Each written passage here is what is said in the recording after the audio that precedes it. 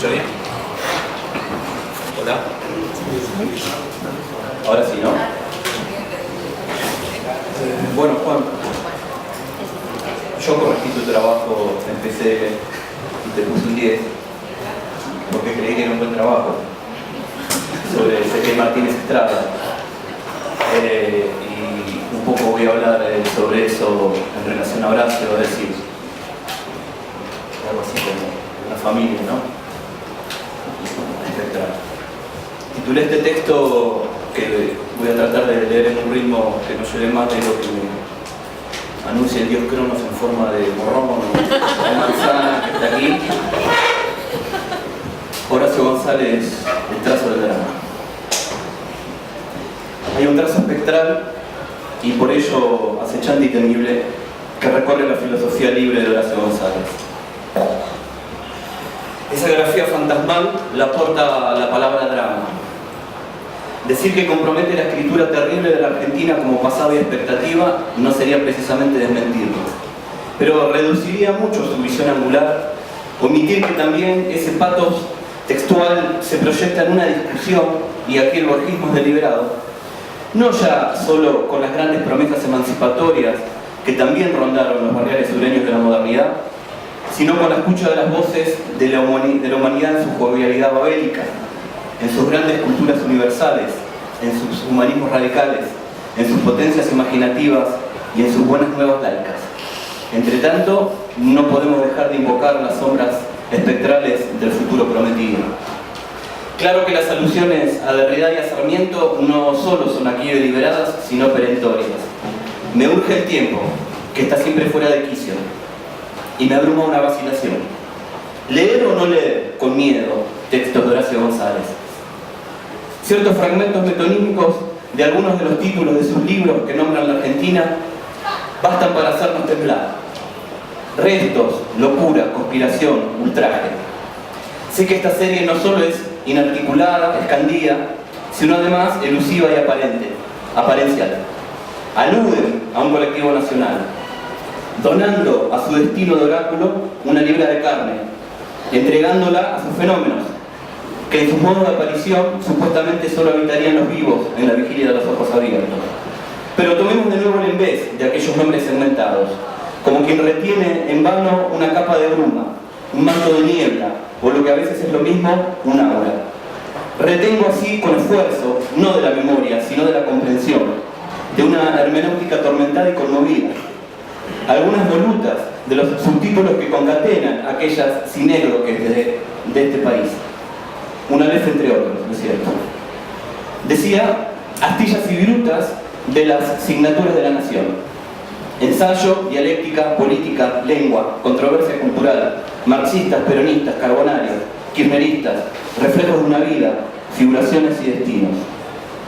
La purga anímica de un lector argentino intercepta y desvía el canon occidental con una genealogía de experiencias que nos hacen retorcer de espanto en el suelo.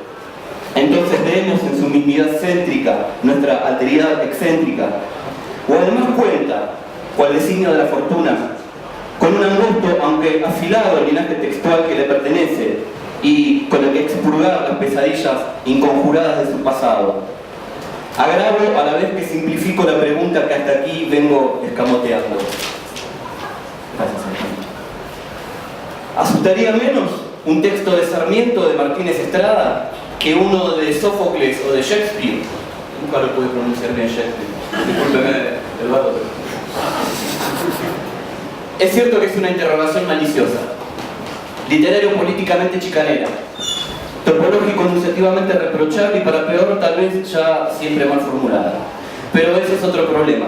Y ni siquiera importa ahora que además ese problema se nos muestre como vértigo, consternación o perplejidad. Entonces, citar ¿sería uno de los modos de conjurar, de exorcizar, de curar el drama de una escritura? ¿O también de hacernos partícipes del trastorno metamorfósico que se opera en la temporalidad del texto, que es también la destilación de sus misterios, o el emerger, sino el supurar de lo que seguirá diciendo entre la costa de lo que ya no puede decir? Punteo, marco puntos en una superficie, saltero entre las puntas de estilete de su plano de inmanencia conceptual, el pliegue dramatológico de la prosa filosófica de Horacio. Pero solo con un golpe de vista, o mejor, de reojo incauto, como quien es sorprendido de costado por relámpagos de ideas que refusilan en cuerpos interpelados, o por una colección de puñaladas que inciden en corpus debatidos. Pero cuando enderezamos el ojo mocho, leemos que los conjuros rompen su crisálida para transformarse en morales críticas, dificultades ontológicas de archivo, insatisfacciones utópicas, imaginaciones reformistas o intervenciones meditativas en el presente. Por ejemplo, sobre los tiempos cíclicos, corsi e ricorsi, de las autonomías comunitarias populares o las batallas intelectuales en torno a sus construcciones contingentes y sus horizontes de espera. Dicho ya sin guiños redundantes. Una de las aventuras artístico-políticas fundamentales que trama la letra estremecida y anhelante de Horacio es que su alegoresis del drama nacional jamás se ceba con la metafórica teológico-política y menos se porfía de la imprecación profética. Pero pese a mostrarse nada desprevenido frente a las implicancias ideológicas de las simbólicas que se templan entre la estrella y la cruz, o que articulan sensibilidades de masas, apelando a las figuras anagógicas de la religión, no le son precisamente inaudibles las plegarias profanas que murmuran la inminencia apocalíptica libertaria de lo que le hemos escuchado designar como el cielo abierto de la historia. No se puede leer sin miedo, dice Martínez Estrada del texto como Facundo y Amalia, que pertenecerían a la saga liberal, dice Horacio. La lengua del traje, entre otras referencias. En otro lugar, Horacio había insistido en el parentesco de este lector con miedo, con el espectador catártico de la tragedia clásica, pues en ambos casos se postula una fórmula referida a la subjetividad dañada que, dice Horacio ahora, busca constituirse a través de una obra que implica poner en acción al mito. Sí, entra en escena la tragedia, pero no sin el previo centellear de una filosofía del texto, una teoría titilante de Horacio. Digo, no meramente tributaria de Derrida, aunque si sirviera un poco de este por allí. Un pensamiento del texto que Horacio venía cribando ya hacía mucho en sus lecturas de Macedonio Fernández o de Roberto Ar, por limitarme a sus tratamientos de figura de autor. De un ensayista libre que hemos leído escritos en Carbonilla, tenemos derecho a preguntarnos por su metafísica del trazo. El número 5 del Ojo Mocho, primavera de 1994, que convoca la pregunta ¿a qué llamamos política?, sorprendida con una entrevista de Derrida, realizada entre otros por Patrice Vermeulen. Horacio apostilla esa entrevista con un texto que titula Derrida, el pensamiento del trazo. Horacio no nivela, pero sí instala una conjunción de nombres entre la reflexión de Derrida sobre la escritura y la de Macedonio Fernández. Aquí tomo nota apenas de unos destellos y prometo ir redondeando este círculo hermenéutico demasiado evidente como acto de lectura, todavía con sordera para los secretos que nos aguardan. Horacio se refiere con Derrida a lo espectral como lo que reaparece en un pensamiento cavado por distintos intervalos. Señala, son palabras de Horacio ahora, la existencia permanente de ciertos campos que forman abismos. Digo, que nos arrojan los propios textos, abandonándonos en los vacíos que agujerean el lenguaje. Aplazamientos momentáneos, pues no tardan en devolvernos a sus reiteraciones y repreguntas.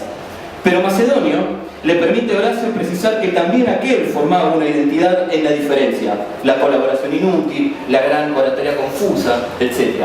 En su caso, haciendo humor con un vacío que es interior a la lengua. Es que el humorismo metafísico de Macedonio sabía, tanto como el irritante deconstructivismo de Derrida, que no hay tiempo fuera del texto.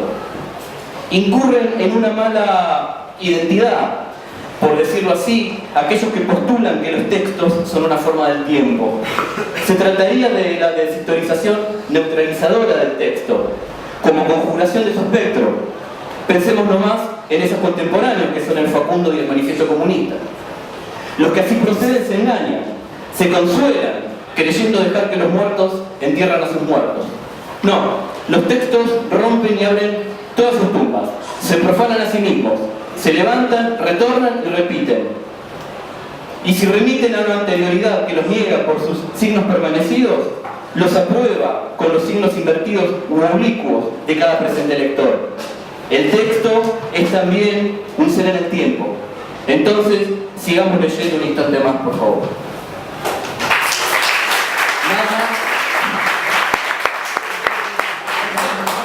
Evidentemente es un mal final, porque sigue un fragmento. Es decir, es la reaparición, Horacio, de la que supimos hablar alguna vez en el bar británico. Pero no lo voy a abocar, menos ahora que... Sí. Nada más un pasaje de la Crisálida, por favor. Solamente cuando Horacio repara en la continuidad ontológica entre predestinación y metamorfosis.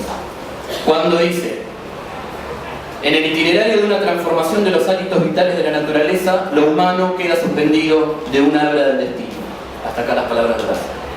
A Horacio le interesa la instancia en la que parece que el destino, dice, y cito de nuevo, estaba ya figurado. Mas, si por ventura se da a conocer, los hombres se empeñan en actos de réplica para valirse de la traza que sospechan o presumen.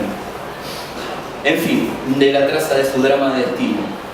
Entonces lo trágico surge en el proceso en que ese destino se revela como una, dice Horacio, triple punición a la desgraciada actividad, a la indebida irrupción de cualquier iniciativa, a la asustadiza lucidez que se desencadena con un puñado de datos sorprendentes del momento.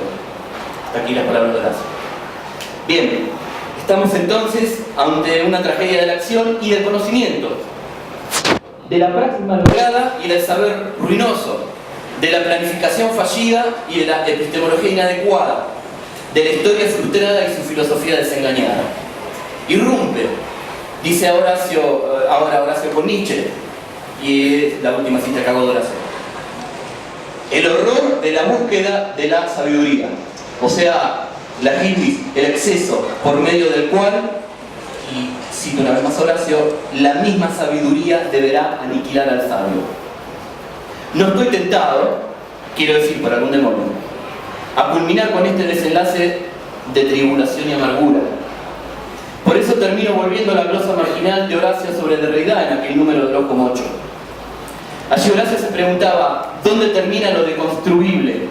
Respondía que termina en la forma real de la política y estrictamente en cuestiones de justicia y en lo que envía a la promesa emancipatoria. Esto lo constataba Horacio en el año 94, en el ascenso de la hegemonía de la ciudad neoliberal. Lo que en ese entonces era aún denuncia indignada y expectación crítica, hoy es testimonio activo y experiencia abierta. Es política del siglo XXI. De aquí en más, aguardamos los textos venideros de Horacio y, más acá de toda la atracción de Dios, las promesas laicas que se sigan invocando al cielo abierto de la historia. Gracias, gracias Horacio.